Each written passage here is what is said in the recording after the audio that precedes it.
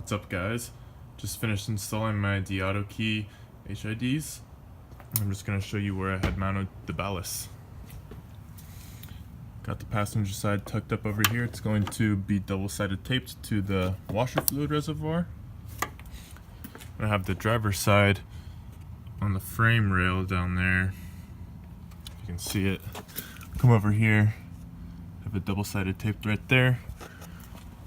I got them tucked out of the way so there's not a bunch of crazy wires going through the engine bay. Keep it nice and clean.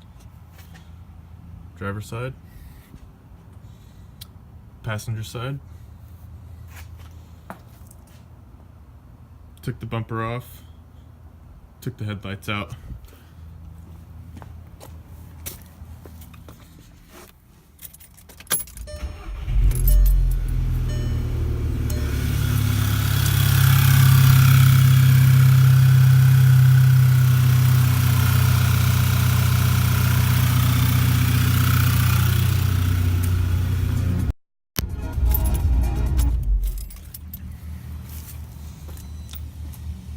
Install was pretty straightforward. I'll get some night shots of it and post up later.